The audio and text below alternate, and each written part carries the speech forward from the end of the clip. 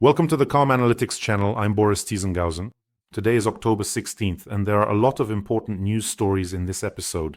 A series of high-profile statements from Donald Trump. India promises not to buy Russian oil. Ukrainians are preparing for an offensive. And in Chernihiv, a park will be named after Donald Trump.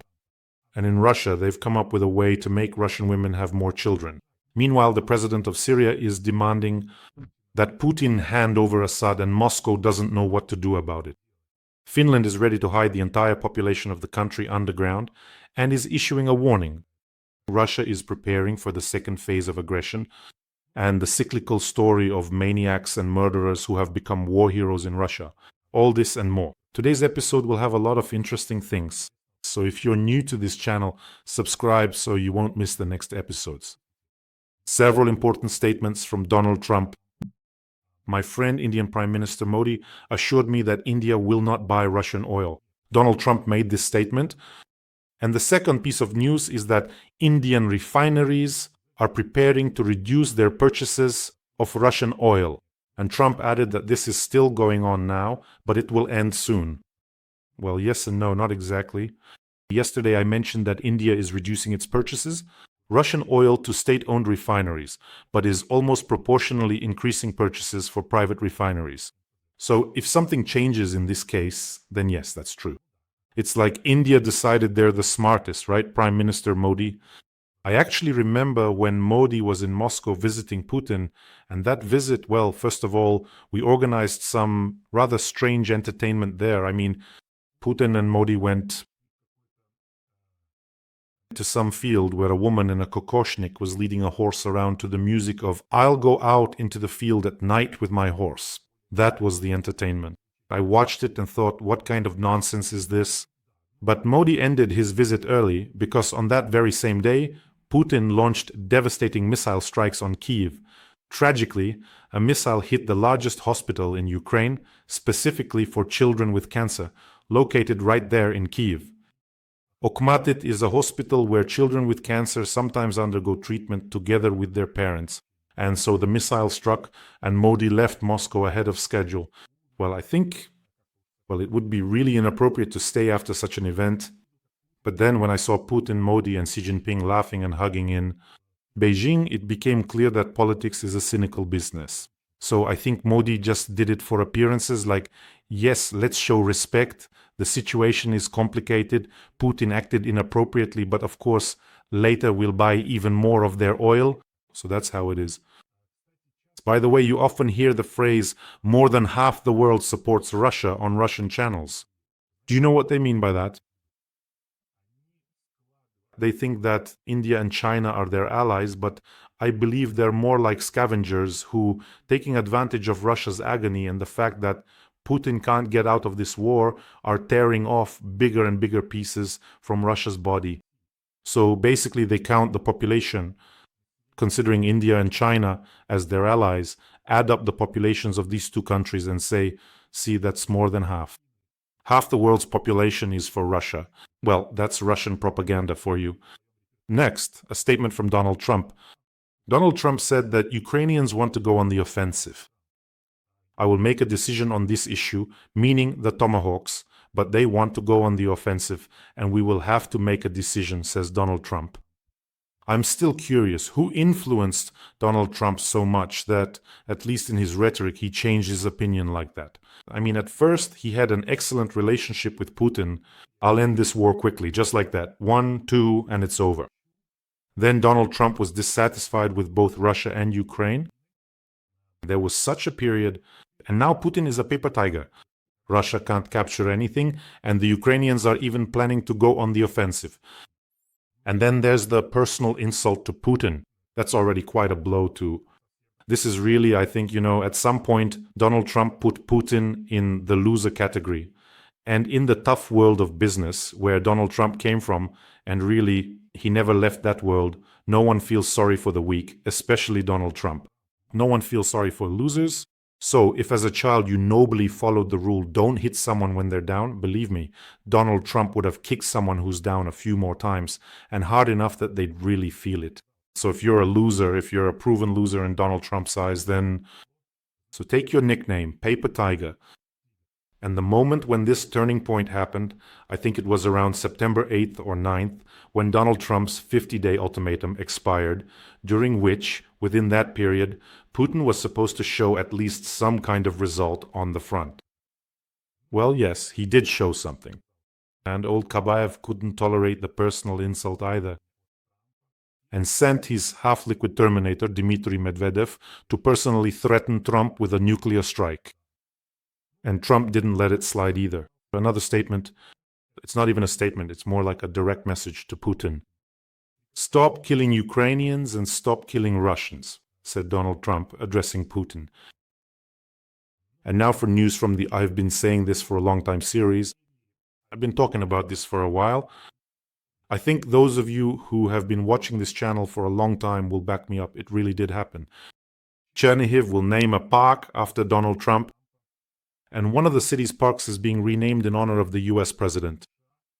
The decision was supported by 22 deputies at an extraordinary session. So I've said it 100 times.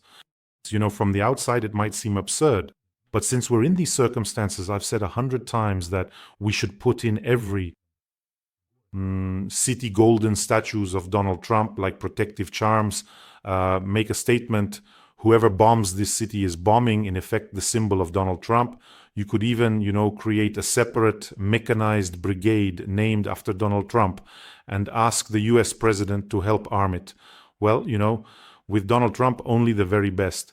Of course, we shouldn't go overboard with golden tanks and Hummers, but let's say thank you for the long-range weapons. A separate mechanized brigade named after Donald Trump. The Ukrainian delegation in the US has already held a preparatory meeting with Marco Rubio. The purpose of this meeting was to synchronize their positions, to align the topics that will be discussed and their stances on these topics, and to prepare for the meeting between Volodymyr Zelensky and Donald Trump, which will take place tomorrow on Friday. On the eve of this meeting last night, the Russians launched a massive attack on energy facilities and gas extraction sites in Ukraine. They struck the Sumy, Poltava, Kirovorad, Kharkiv, Dnipropetrovsk, and Chernihiv regions. In other words, more than 300 drones and about 40 missiles were launched across Ukraine. That is, the energy terror continues. Just before the start of this recording, guided aerial bombs were also launched at Ukrainian cities. In general, the fewer successes Putin has at the front, the more fiercely he strikes Ukrainian cities, hoping to leave Ukrainian homes, hospitals, kindergartens, and schools without heat and light this winter. It seems to me that even this alone could serve as a key argument for providing Ukraine with the necessary means. Long-range strike capabilities. In other words, Putin's Russia is no longer just a gas station. That is because the armed forces of Ukraine are depriving Russia's oil refining industry of capacity every day. So it's not a gas station anymore. It's simply become a raw materials appendage of China. That is, all of Russia relies on the sale of oil and gas. The war is also mainly about these resources. And over 25 years of rule, Putin has absolutely not diversified the risks, meaning he just mindlessly sold raw materials. Now he's selling them at much lower prices, having lost the European markets. Soon he'll be giving them away to China for next to nothing. So here we are. And you would think that Putin, who loves history so much, well, certain periods of it, who is always preparing some kind of historical references. Here's a recent bit of history for you, the collapse of the Soviet Union. One of the key accelerators of that collapse was the fact that the USSR, just like Russia now, was hooked on the oil needle. Then oil prices started to fall, and they kept falling for several years. And the Soviet Union's economy couldn't take it. It cracked after a few years. That's an example, and it's really recent history. Putin lived through it. By the way, Putin himself called the collapse of the USSR the greatest tragedy of the century, but seeing what caused the collapse, what acted as the catalyst, he did exactly the same thing in Russia. For 25 years, he just sold raw materials. That's it.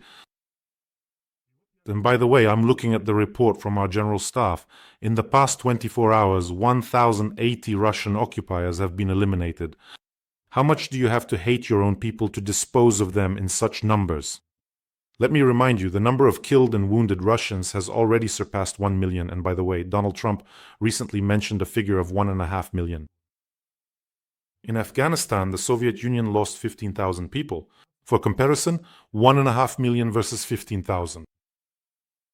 That was the entire Soviet Union with all the republics that were part of it at the time, a much larger entity. Friends, let me remind you that Putin's offensive failed thanks to the fact that real heroes, defenders of Ukraine, are fighting on the front lines.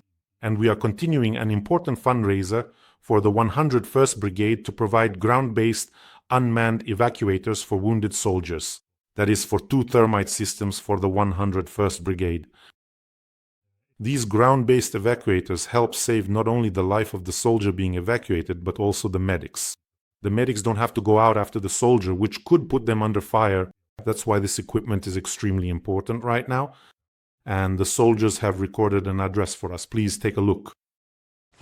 Ми, бійці 101-ї бригади охорони, звертаємось до Бориса Тізенгаузена та його підписникам за допомогою.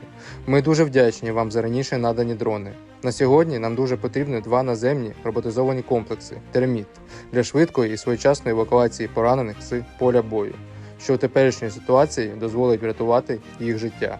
Наші підрозділи воюють на Константинівському напрямку та Часовому Ярі. Продовжуємо нищити ворога і віримо в вашу допомогу. Слава Україні!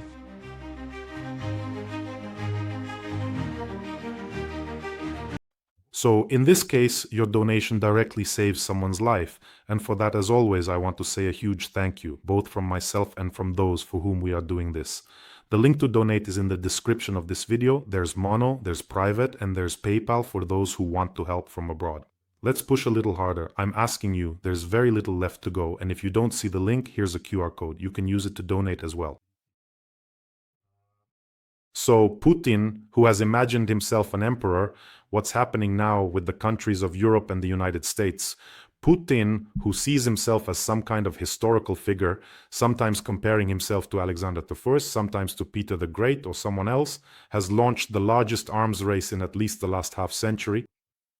And if there's anyone who doesn't need to be additionally asked to prepare for war with Russia, who fully understands what kind of neighbor they have to live with, it's Finland, which once went through a very similar experience with the Soviet Union as Ukraine is now going through with the Russian Federation. I'm talking about the Winter War, when the Soviet Union behaved just as aggressively as Putin's Russia does now, claiming that Finland was planning to attack the Soviet Union.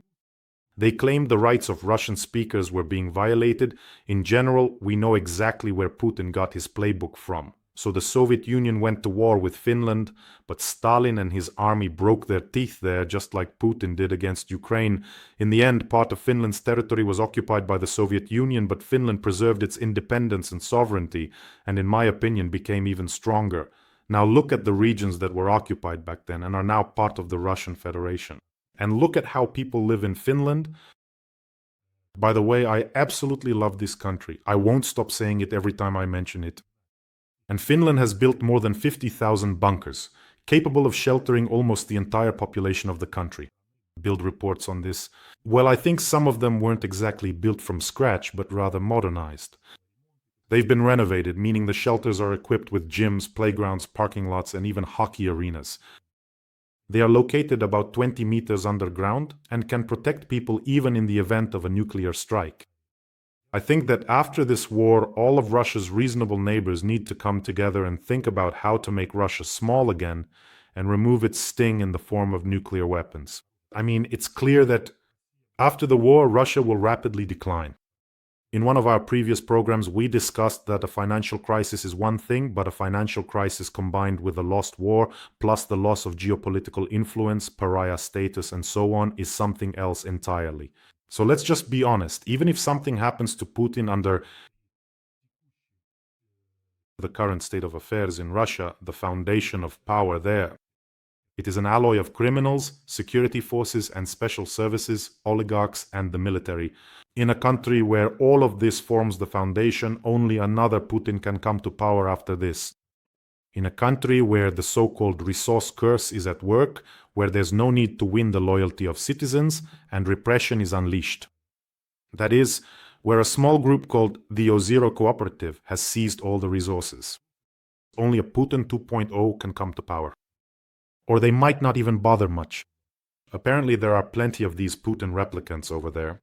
So they'll tell fairy tales that Putin drinks birch bark decoction and has been living for 120 years without changing. Well, God forbid, of course.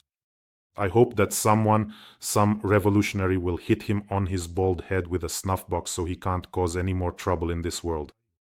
By the way, friends, don't forget to subscribe to the channel. Subscribers of this channel, Calm Analytics, have started to notice that if you get your neighbors hooked on Calm Analytics, the level of sanity in your building noticeably increases. So subscribe and get your friends to subscribe too.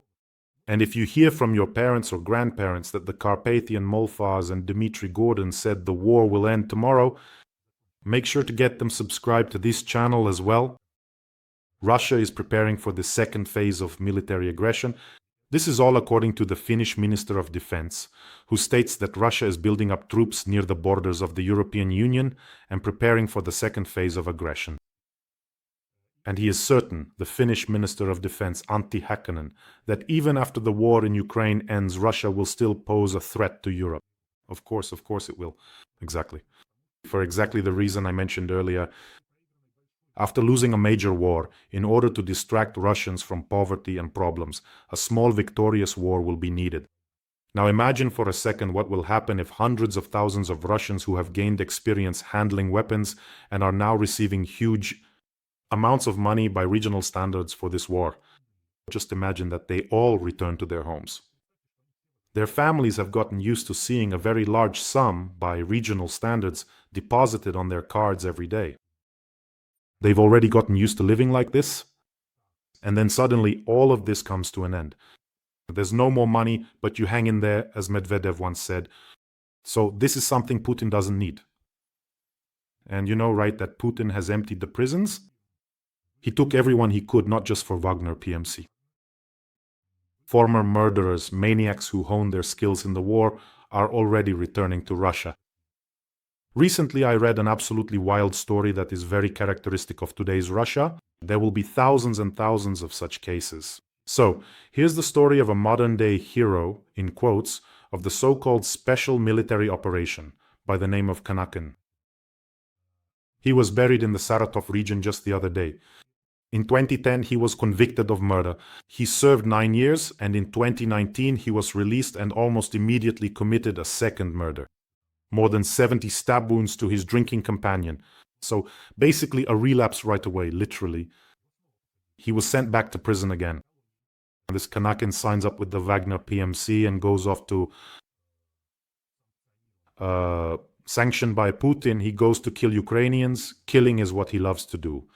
Well, at the beginning of 2024, he returns from the war, and soon after coming back, he kills his friend's girlfriend and beheads her. He gets arrested again, signs another contract, and goes off to war once more. And this time, the armed forces of Ukraine shot this monster dead, disposing of this human trash. In other words, the armed forces of Ukraine actually did a good deed for the Russians, even though there definitely won't be any gratitude in return.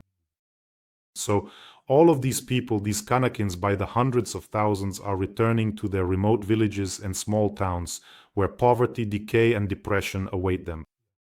And then comes a sharp drop in income. Now just imagine what that's going to be like. Although, I don't know, maybe it won't look much different from the current situation, but at least all this madness will come back home. By providing Ukraine with tomahawks, Trump wants to force Germany to hand over Taurus missiles to Ukraine as well. A very interesting insight from Kyiv Post. But as we know, there are forces in Germany's coalition government that are opposed to this. Their argument is that they don't want Germany to be directly drawn into the war. Basically, they stick to the policy of, oh no, let's not anger the paper rat. The transfer of tomahawks could really change their position. Moreover, today there's news that naturally the programming will be done by American military personnel. So at this point, against this backdrop, what reasons are left not to transfer the Taurus? I mean, just like France is transferring Scalp missiles, Britain is sending Storm Shadow, the United States is providing ATACMS. So what happened? Well, in general, yes. As always, I want to take this opportunity to thank everyone who is helping Ukraine in this difficult war. A huge thank you to everyone. And now our traditional segment, Not a day without fire. Sanctions from Magyar, the GUR, and the SPU. On the night of October 16th, Ukraine's defense forces struck the Saratov oil refinery, according to the General Staff. This is one of the oldest oil processing plants in Russia, and its capacity allowed it to process about 5 million tons of oil annually. Not the largest, but an important one. But what's important here is the systematic approach. Not a single night goes by without Ukrainian drones hitting some Russian oil refinery. They keep striking, and you can see the capacities keep dropping and dropping. At this point, more than 40% of processing capacity has already been knocked out. Well then, and here, I just couldn't pass by this news. One of Putin's deputies accidentally voiced out loud the formula for Putin's rule for the near future and how he plans to use Russians going forward. So, there's this State Duma deputy, Oleg Matveyev, who stated that in order to increase the birth rate, it's necessary to lower the standard of living of the population. The better people live, the fewer children they have. The highest birth rates are in those countries that are poor, and the lowest are where people are wealthy. And this is not a joke, just so you understand. He actually said that. So in general, it's a very interesting question. You could probably dedicate an entire program to how standard of living, religiosity, and education affect birth rates. So basically, the higher the income, the lower the birth rate. This, a universal relationship confirmed by demographic studies, is income per population. That is, rich countries, the 7, for example, have on average about 2 children per family. Well, the poor countries of Africa, those south of the Sahara, are 3 to 5 times larger. That is, the average indicator for children is 6. In general, to patch up the huge demographic hole that this war has torn open, Putin will have to make his population even poorer. But this will actually be a natural process, by the way. Then, with the help of the church now plays a key role to force Russians to have children. There will be a need to push, and they are already doing this now. The Russian Orthodox Church is already engaged in this. But there is another interesting factor that affects birth rate figures is women's education. That is, it is believed that in Europe a woman first studies, then builds a career, and only by the age of 30 does she make a decision whether to have a child or not, and so on. So by that time, if you don't study or build a career, you could already have had several children. As a result, those who make a conscious decision, they usually have 1 or 2 children. But for example, in Chad, the average age at first birth is estimated to be around 18 years old. That's the average age at first birth. In the EU, this figure is about 30 years old. The average age at first birth, so there's a gap of about 12 years exactly. But if a woman is forbidden or restricted from getting an education, as the Taliban do, for example, they justify it with a religious basis. Then there's no need to study, no need to build a career. The only purpose is to give birth, and guard the family hearth, basically. And Putin is now moving in this direction, so in the near future we can expect studies in Putin's Russia about how education supposedly has a harmful effect on women. So now they are, just imagine, right now, at this very moment, they are trying in every conceivable and possible way, with the significant help of the church, plus new restrictive laws are definitely on the way, to forcefully compel Russian women to have more children. He's absolutely out of his mind. He truly has no real idea what he's actually doing or the profound implications of his actions. For him, it's just a biological resource. He needs people for the war. Sometimes I feel like it's just when he looks at those empty-eyed, Botoxed monsters. With those cheeks, I feel like he looks like that emperor from Star Wars. I mean, it seems to me that he's already dead inside. He just needs resources, those resources. He feeds off them. That's the feeling I get. It's like some kind of lifeless creature. So yesterday, the president of Syria arrived in Moscow, Ahmed Shara. And naturally, one of the questions was to officially request the extradition of the fugitive Bashar Assad. And in Moscow, how do you respond to that? Do you refuse? Plus, they still want to discuss the military bases somehow. So what should they do? So for now, they managed to talk their way out of it. There hasn't been any official statement about handing Assad back, but we're expecting it. By the way, let me just remind you, when Assad fled Syria, his troops had been defeated there, and Russian media were writing that terrorists had come to power. Solovyov was there, and our Ukrainian Minister of Foreign Affairs, Sybiga, flew in and met with Ahmed Shara. And Solovyov wrote, look, he's shaking hands with a terrorist, and so on. Well, anyway, and now, my God, everyone is bowing down like this. And now, this is from the Kremlin's website. Negotiations took place at the Kremlin between Putin and the president of the Syrian Arab Republic, who is in Russia on a working visit. So he's not a terrorist anymore. Why is that? Syria is one of the most telling failures of Putin's foreign policy. When Russia rapidly began to lose influence, bogged down in the war with Ukraine, Putin was unable to help Assad or hold on to Syria. I think you remember how quickly things developed there. So the president of Syria, who came to Moscow on his own, is already the embodiment of the Kremlin geostrategists' incompetence. So Putin found himself in a very difficult situation. Either he has to give up his buddy who knows too much or find some other way to appease him. One of the topics they still plan to discuss is compensation for the destruction caused during the war. There's a problem here too because Putin's budget is bursting at the seams because of the war. He has to find that money somewhere. And war is a very expensive business. But you know what's most interesting? That for Syria, Putin might actually find money to restore infrastructure and homes.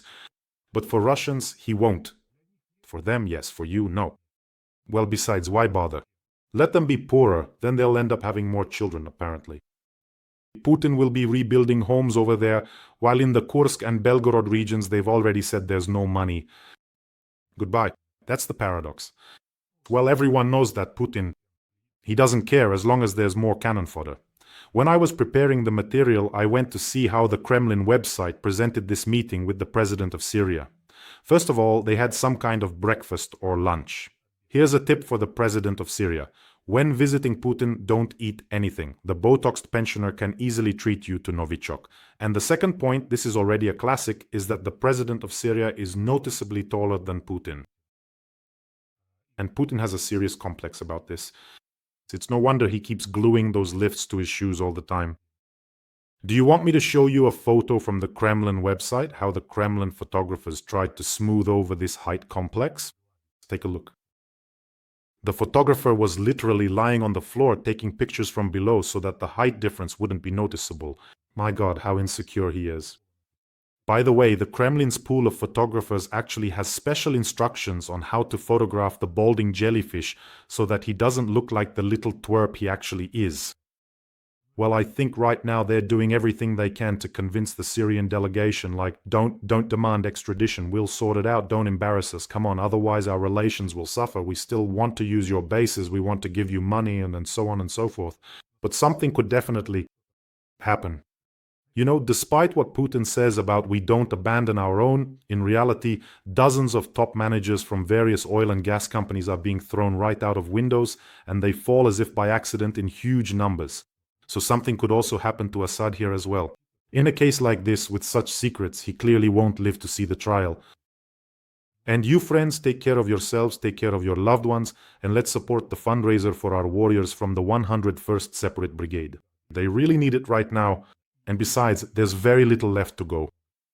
Wishing us all a peaceful day, and of course, glory to Ukraine.